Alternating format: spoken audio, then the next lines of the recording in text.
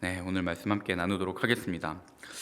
요한복음은 21장까지 있는 책입니다. 그 중에서 18장은 예수님께서 마지막으로 고난을 당하시는 장면이 나와 있는 장입니다. 18장에서 예수님이 잡히시고 대제사장들에게 신문을 받으십니다. 대제사장인 가야바와 그리고 그의 대제사장들은 예수님을 계속해서 신문하지만 그를 결국에는 죽이고자 합니다. 그러나 그들에게는 예수를 죽일 권한이 없었습니다. 그래서 그들은 예수를 빌라도에게 데리고 가서 빌라도에게 예수를 재판으로 죽여줄 것을 요구하는 장면입니다. 그리고 18장 마지막 즈음에 예수님과 빌라도가 그리고 빌라도가 예수님을 신문하는 장면이 나오는데요. 그 신문의 핵심은 이것입니다. 네가 유대인의 왕이냐라는 것입니다. 이 질문은 굉장히 함축된 의미를 가지고 있습니다.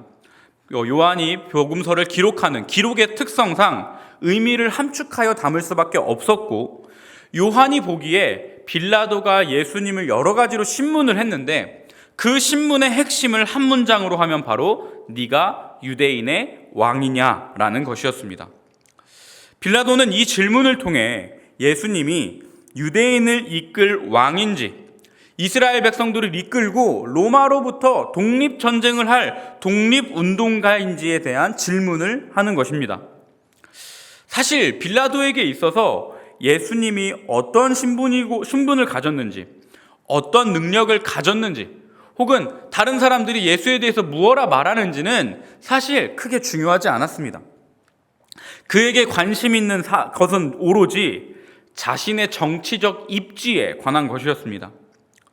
자신은 로마로부터 이스라엘로 파견된 총독이었기 때문에 자신의 정치적 입지를 흔들 사람인지, 자신이 로마에 보고를 할 때 어떤 보고하기 어려운 내용을 보고해야 하는지에 대한 관심만 있었다는 것입니다. 자신의 정치적 입지에 타격을 줄 사람인지 아닌지에 대한 관심입니다. 그는 오로지 자신이 속한 그 세상, 자신이 속한 로마라는 그 세상에 관한 질문으로 예수님을 신문합니다. 그런 빌라도는 예수님에게 죄가 없음을 말합니다. 왜 그럴까요? 빌라도의 정치적 입지에 그 어떤 악영향을 줄 수 있는 사람이 아니다라는 결론이 빌라도에게 있었기 때문입니다. 그의 판단으로 예수님은 그들에게 있어서, 로마에 있어서, 빌라도에게 있어서 정치적으로 타격을 줄 만한 사람이 아니라는 것이었습니다. 아마 빌라도는 예수님을 정치적 인물로 보았다기보다는 철학적 인물로 보았습니다. 예수님의 가르침을, 예수님의 사상을, 예수님의 발언들을 철학적으로 이해하며 당시 세상 사람들에게 여러 가지 가르침을 줄 수 있는 선생, 철학자 중에 한 사람으로 이해했다는 것입니다. 그래서 그는 예수님께 어떤 죄도 찾지 못했다고 말합니다. 정치적인 죄인 것이죠. 그런데 이스라엘 백성들은 오히려 죄 없는 예수님이 아닌 강도요 살인한 자 바야바를 풀어주기를 요구합니다.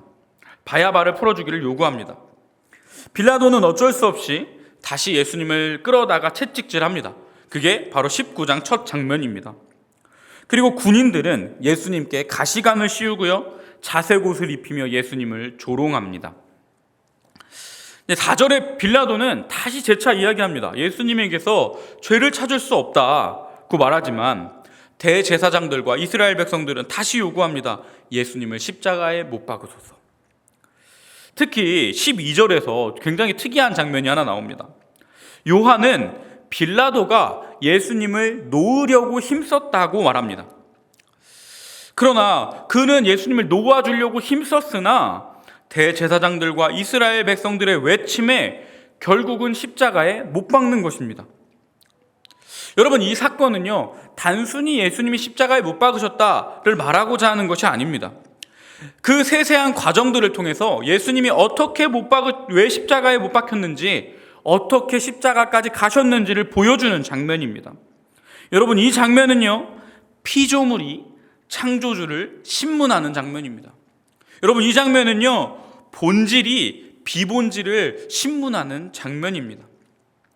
더구나 19장 속에서 빌라도와 예수님의 대립, 빌라도가 예수님을 신문하는 장면은요, 비진리가 진리를 신문하는 장면이며 진리와 비진리가 대립되는 장면입니다.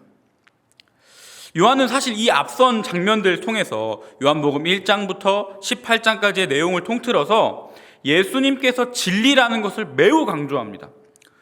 우리가 잘 알고 계시는 요한복음 14장 6절, 예수께서 이르시되 내가 곧 길이요 진리요 생명이니 나로 말미암지 않고는 아버지께로 올 자가 없느니라. 요한은 이와 같은 말들을 요한 자신의 복음서에 계속해서 기록함으로 예수님이 진리시다라는 것을 강조하고 싶어 합니다. 그리고 오늘 예수님과 빌라도의 이 대화는 진리이신 예수님이 비진리이신 세상에 신문받는 장면이라는 것입니다. 진리와 비진리의 대립입니다. 빌라도가 상징하는 것은, 빌라도가 가진 것은 세상의 힘입니다. 세상 사람들이 가지고자 하는, 세상 사람들이 믿는 힘이요 권력이요 부를 상징합니다. 그가 가진 힘으로 할 수 있는 것들은 이런 것이었습니다. 2절, 군인들이 가시나무로 관을 엮어 그의 머리에 씌우고 자색 옷을 입히고 앞에 가서 이르되 유대인의 왕이여 평안할지어다 하며 손으로 때리더라. 누군가를 조롱하고 위협하며 고통 속으로 몰아넣는 것입니다.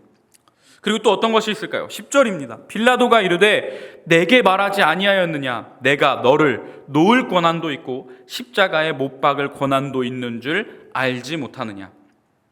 그는 예수님께 이렇게 얘기하며 내가 너를 살릴 수도 있고 죽일 수도 있는 사람이다 라고 이야기하는 것입니다. 세상이 가진 힘, 세상이 말하는 자신들의 힘의 능력이 무엇인지를 보여주는 장면입니다. 세상의 힘은 언제나 폭력과 조롱과 누군가의 희생을 전제로 합니다. 세상이 가진 힘의 근본은요, 이런 폭력성입니다. 폭력이란 힘은 결국 누군가의 희생을 동반할 수밖에 없는 힘입니다. 누군가의 아픔이 있을 수밖에 없는 힘입니다. 누군가의 고통이 없이는 있을 수 없는 힘이 바로 세상의 힘입니다. 그리고 이 세상의 힘은 책임지고 싶어 하지 않습니다. 누군가의 희생을 전제로 하고 누군가는 폭력을 당하고 누군가는 폭력을 행해야 하지만 그 누구도 이 사건에 대해서 책임지고 싶어 하지 않습니다. 18장 19장에 이어지는 빌라도의 모습이 그렇습니다. 그는 예수님께 내게는 예수님을 살릴 수 있는 힘도, 너를 십자가에 못 박을 죽일 힘도 있다라고 말하지만 대제사장과 이스라엘 백성들의 목소리에, 그들에게는 예수님이 죄가 없으시다 말하지만 결국 그들이 예수를 십자가에 못 박으십시오 말할 때 그 힘 가운데, 그 목소리 가운데 예수를 십자가에 못 박고 맙니다. 그런 그의 모습이 얼마나 우유부단하며 무책임한 모습인지를 고민해 보시기 바랍니다. 예수님께 죄가 없음을 말하며 결국 예수님을 십자가에 못 박는 것입니다. 그는 그렇게 이야기하며 자신의 결정에 책임을 회피하는 것입니다. 마찬가지로 이스라엘의 대제사장들과 지도자들 또한 자신들의 책임을 회피합니다. 죄를 찾지 못한다던, 그들은 분명 법으로 예수님을 심판해달라고 빌라도 앞에 예수님을 데리고 왔는데 그 법의 심판 앞에 예수님은 죄가 없음을 재판장이 말했는데도 불구하고 예수님을 십자가에 못 박으라고 요구합니다. 그러면서 그들이 하는 말은 이것입니다. 우리들의 법으로 예수는 당연히 십자가에 못 박을 사람입니다. 그러니 십자가에 못 박아 주십시오. 그러면서 더 한마디를 합니다. 그들은 하나님을 왕으로 모신 사람들이며 하나님을 자신들의 신으로 모신 사람들인데 우리에게 왕은 가이사뿐입니다. 그러니 예수를 십자가에 못 박으십시오. 이스라엘 지도자들 또한 예수님을 향한 그 책임을 회피할 뿐이라는 것입니다. 여러분, 세상 권력에 가진 힘, 세상의 힘의 모습은 바로 이런 것입니다. 그래도 요즘 세상은 굉장히 논리적이며 합리적이라고 생각합니다. 그러나 사실 생각해보면 이 세상에 모순되고 허점이 얼마나 많은 세상인지 모릅니다. 얼마 전 뉴스를 보았습니다. 아파트 단지에 그 주차 출입구를 어떤 차가 막은 것입니다. 주차 관리에 불만을 품은 어떤 사람이 아파트 그 주차장을 내려가는 길을 자신의 차로 막아버리고 길을 떠나버렸습니다. 그리고 자신에게 사과하지 않으면 절대 차를 빼주지 않겠다라며 이렇게 호통을 쳤습니다. 배짱을 부린 것이죠. 그런데 경찰이 왔을 때도 이 사람에 대해서 할 수 있는 게 없었다고 합니다. 이 사람을 강제할 수 없었다고 합니다. 물론 며칠 전 기사 보도로는 이 법이 조금 바뀔 가능성이 있다라는 기사를 보긴 했습니다만, 얼마 전까지만 해도 이런 일들이 뉴스에 나왔습니다. 그 사람의 배짱을 부림으로 인해서 더 많은 사람들이 피해를 볼 수밖에 없습니다. 우리가 논리적으로 생각할 때 그 사람이 피해를 보고 그 사람이 사과를 해야 하지만, 결국 아파트 사람들이 사과를 한 끝에 그 차를 빼게 됩니다. 얼마나 비논리적인 세상입니까? 그 사람의 인권을 보호하기 위해 그 사람의 차를 강제할 수 없다라는 것입니다. 더 많은 사람의 인권이 무시되는 것이죠. 사회의 단면의 모습이 이와 같습니다. 특별히 또 민주주의 국가에서는 어떤가요? 민주주의 국가의 원리는 다수결입니다. 소수의 의견보다는 다수의 의견이 더 합리적이고 논리적일 것이고 더 정답에 가까울 것이다라는 결론 가운데 이루어진 사실들입니다. 하지만 결국 이 다수결 원리도 어떻습니까? 소수의 희생이 있어야만 합니다. 다수의 사람들이 뽑은 국회의원은 국민의 의견을 수렴하여 그들의 대표가 되지만, 사실 그게 얼마나 모순적인가요? 100명이 투표를 했을 때 51대 49로 이겨도 그 사람은 100명을 대표하는 대표자가 됩니다. 99대 1로 이겨도 그 사람은 나머지 100명의 의견을 대표하는 대표자가 됩니다. 사실 그 속에는 나머지 49명의, 그리고 1명의 의견이 무시되고 있는 상황임에도 불구하고 그는 100명의 의견을 대표하는 대표자가 된다라는 것입니다. 현재의 삶 속에 그런 원리들을 다 무시하자는 게 아닙니다. 그것들을 다 뒤엎자라는 게 아닙니다. 불완전한 세상 속에 살아가는 우리는 그런 삶의 원리들을 의지할 수밖에 없습니다. 그런 삶의 원리들로라도 이 사회를 유지할 수밖에 없습니다. 그러나 말하고 싶은 바는 무엇이냐면, 그런 세상의 힘은, 세상의 논리는 결국 폭력적이며 무책임하며 누군가의 희생을 전제로 하고 있다는 것입니다. 그럼 예수님의 힘은 어떻습니까? 하나님의 힘은 무엇으로 이루어져 있습니까? 예수님은 스스로가 진리라고 말씀하십니다. 내가 곧 길이요 진리요 생명이다 라고 말씀하십니다. 그런데 그분은 스스로 힘을 드러내지 않습니다. 예수님은 오히려 세상의 힘 앞에 무력하게 당하는 것 같이 보입니다. 군병들의 조롱을 받으시고 채찍에 맞으시며 결국은 생명을 내어놓습니다. 그런데 이 세상의 폭력이, 세상의 힘이 얼마나 무익하고 무력한지를 보여주는 사건이 바로 십자가 사건입니다. 그런 세상이 가진 힘이 할 수 있는 것은 예수님을 조롱하고 핍박하며 그에게 수치를 주는 것이었습니다. 세상이 가진 힘으로 예수님께 할 수 있는 것은 그를 겁박하는 것뿐이었습니다. 1절에 보면 빌라도가 예수를 데려다가 채찍질하더라. 군인들이 가시나무로 관을 엮어 그의 머리에 씌우고 자색옷을 입히고 앞에 가서 이르되 유대인의 왕이여 평안할지어다 하며 손으로 때리더라. 그들이 할 수 있는 것은 이런 것뿐이었다라는 것입니다. 예수를 그저 괴롭게 할 뿐이었습니다. 그리고 그들이 할 수 있는 가장 최고의 힘, 그들이 가진 힘으로 할 수 있는 가장 큰 일은 바로 이것입니다. 빌라도가 이르되 내게 말하지 아니하였느냐? 내가 너를 놓을 권한도 있고 십자가에 못 박을 권한도 있는 줄 알지 못하느냐? 그에게 있는 권한으로 그가 자랑할 수 있는 그 힘의 능력은 십자가에 못 박을 권한도 있고 내어줄 권한도 있다라고 말하는 것, 그리고 결국 예수를 십자가에 못 박는 것이었다라는 것입니다. 내게 너를 죽일 힘이 있다라는 것입니다. 세상이 자랑하는 것이 바로 이런 것입니다. 너를 강제할 힘이, 너에게 폭력을 행할 힘이 내게 있다라는 것입니다. 그리고 결국은 내가 내 생명도 빼앗을 수 있다라는 것입니다. 예수님은요, 그렇게 나약하게 그들의 모든 수치와 조롱과 멸시를 감당하십니다. 그들이 전하는 모든 고통과 아픔을 감당하십니다. 세상의 힘이, 세상의 능력이 할 수 있는 모든 것을 예수님은 감당하십니다. 십자가를 이끌고 아골로 향하십니다. 그리고 거기에서 십자가에 못 박히십니다. 마치 세상이 승리한 것처럼 보입니다.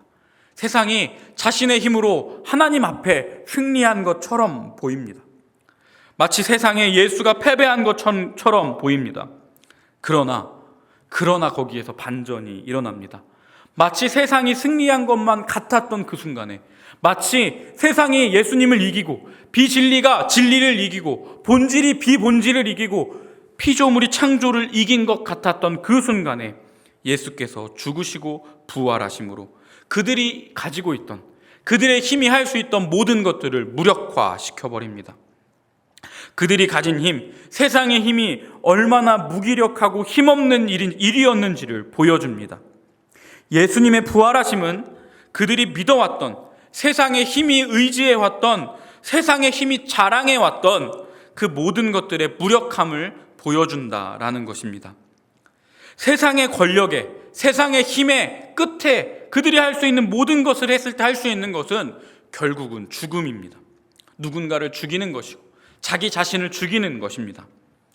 지금도 세상은 여러 모양으로 우리의 삶의 수치로 조롱으로 예수님을 보여주며 이 땅 가운데 자신들이 이긴 것 같은 삶을 살아갑니다.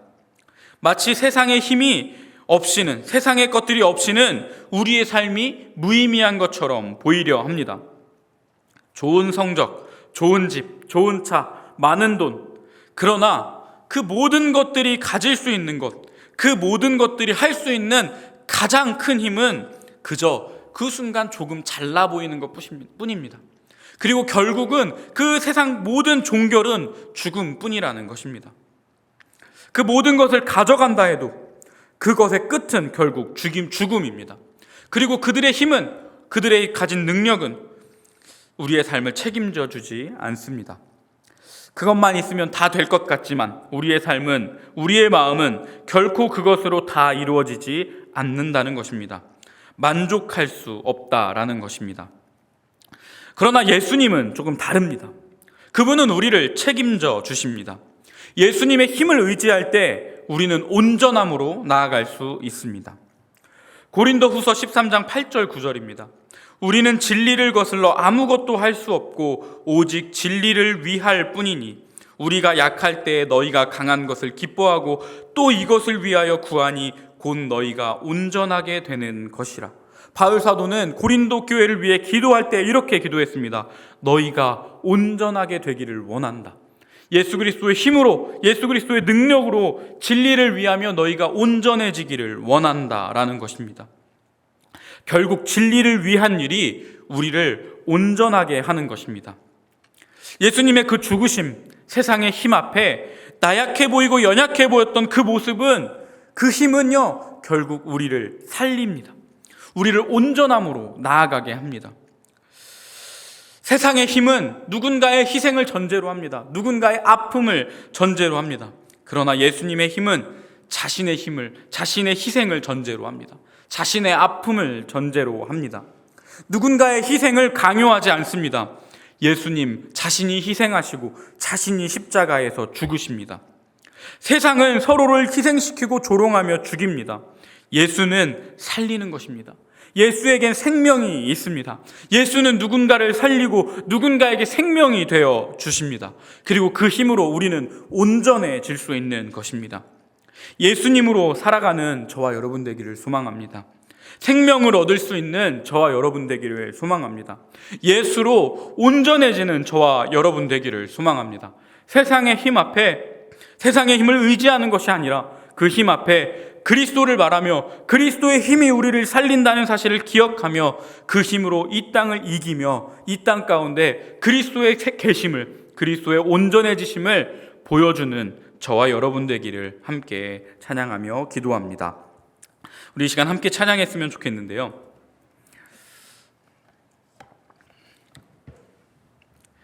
시간 함께 찬양하실 때 나의 갈망은 함께 찬양하도록 하겠습니다.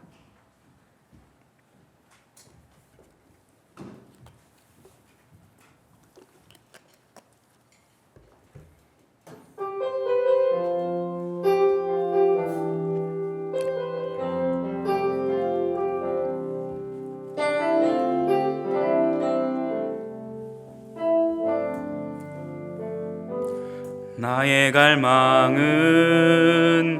주께서 날 알듯 나도 주님을 온전히 아는 것. 나의 갈망은 주 날 사랑하듯 나도 주님을 사랑하는 것. 주 얼굴 보게 하소서. 주 더욱 알게 하소서. 주님의 눈에 비춰진 아름다운 보리. 주 모든 것 주셨으니 주 형상 담기 위하여 나의 모든 것을 주님께 드림. 나의 갈망은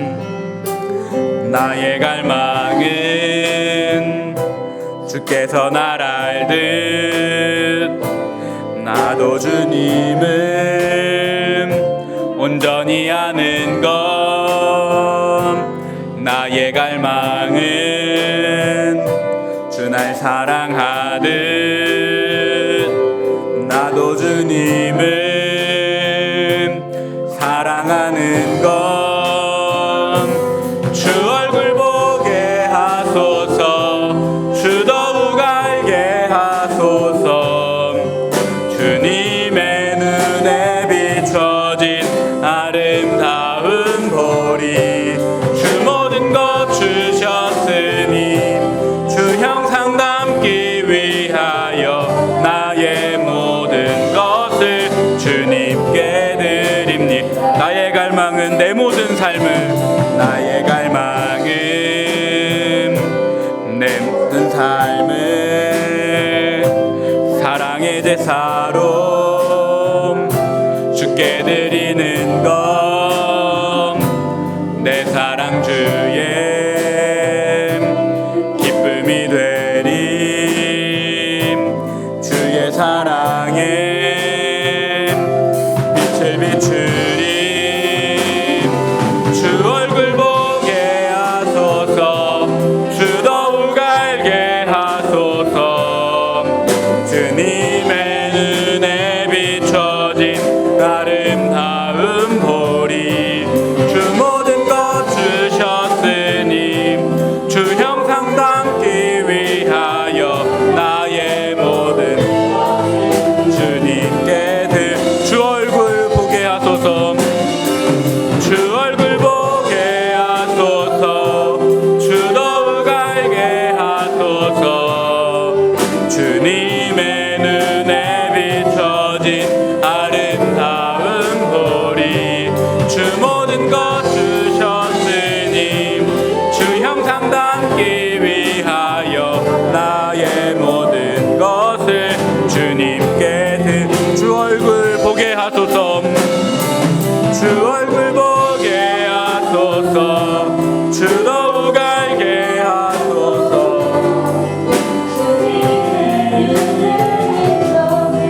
아름다운 보리. 주 모든 것 주셨으니 주 형상 담기 위하여 나의 모든 것을 주님께 드립니다. 이 시간 말씀을 기억하시면서 한번 기도했으면 좋겠습니다. 여러분, 우리는 진리와 비진리가 대립되는 세상 가운데 살아가고 있습니다. 그 가운데 우리가 진리를 선택하고 진리와 대립되는 이 세상 가운데에서 진리를 포기하지 않기를 함께 기도했으면 좋겠습니다. 하늘나무 하늘정원 청년부가, 우리 교회가 이 세상 가운데 진리를 수호하고 진리를 정말 이 세상 가운데 드러낼 수 있는 그런 교회, 그런 하늘나무 하늘정원 청년부 되게 해달라고 이 시간 함께 기도하며 나아가도록 하겠습니다. 사랑의 하나님, 감사합니다. 주님의 은혜와 그 사랑으로 우리가 이 세상 가운데 진리를 드러내는 삶을 살아갑니다. 예수께서 보여주신 그 진리의 삶을, 예수께서 드러내신 그 진리의 삶을 우리가 살아가게 하시고, 그 진리의 모습이 이 땅 가운데 있게 하시옵소서. 그 진리를 우리가 살아가는 모습 가운데 보이게 하시고, 이 세상 가운데 진리가 왜 진리인지를, 그 진리의 힘이 무엇인지를 보이며 나아가게 하여 주시옵소서. 그리스도께서 보여주신 그 희생의 힘이, 그리스도께서 주신 생명의 힘이 우리의 삶을 붙잡게 하시고 우리가 그 힘으로 이 세상 가운데 승리하며 이 세상 가운데 예수 그리스도를 보이며 하나님을 보이며 나아갈 수 있도록 주님 함께 하시옵소서. 그의 능력이, 주님의 능력이 우리의 힘이요 우리의 능력이 되는 줄 믿사오니 주님 우리를 붙잡아 주셔서 이 세상 가운데 패배하지 아니하는 우리의 삶이 되게 하여 주시옵소서. 우리 이 시간 한 번 더 기도하실 때에는 예수의 능력이 우리의 능력이 되길 소망합니다. 예수의 능력이 우리의 힘이 되길 소망합니다. 아버지 하나님의 그 힘이 우리 가운데 있기를 소망하오니 주님 함께 하시옵소서. 함께 능력 있게 하여 주옵소서. 주의 능력이 함께 하사 아버지 하나님의 그 크신 사랑, 아버지 하나님의 힘이 우리 가운데 있을 수 있도록 주의 생명이 우리의 생명이 될 수 있도록 주님께서 인도하여 주시옵소서. 아버지 감사합니다. 살아계신 하나님 감사합니다. 주님의 크신 능력과 힘이 우리의 삶을 붙잡는 줄 믿습니다. 주님께서 보여주신 그 진리의 힘이 세상에 정말 굴복되지 않도록 주님 우리가 그 진리의 힘을 살아가게 하시고 주님께서 주신 그 생명의 힘이 우리 가운데 있어 우리가 그 죽음 앞에 무릎 꿇지 아니할 수 있도록 주님 함께하여 주시옵소서. 세상의 힘이 할 수 있는 것이 얼마나 무력하고 무기력한 것이고 무의미한 것인지를 우리가 이 땅 가운데 보이게 하시고 주님의 능력이, 주님의 힘이 얼마나 능력이 있고 힘이 있는지를 보이는 삶 살아갈 수 있게 하여 주시옵소서. 이 땅 가운데 진리를 수호하는 우리가 되기를 소망하며 예수님의 이름으로 기도합니다. 주기도문으로 예배 마치도록 하겠습니다.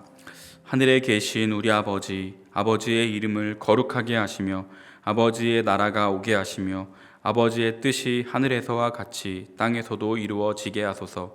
오늘 우리에게 일용할 양식을 주시고 우리가 우리에게 잘못한 사람을 용서하여 준 것 같이 우리 죄를 용서하여 주시고 우리를 시험에 빠지지 않게 하시고 악에서 구하소서. 나라와 권능과 영광이 영원히 아버지의 것입니다. 아멘.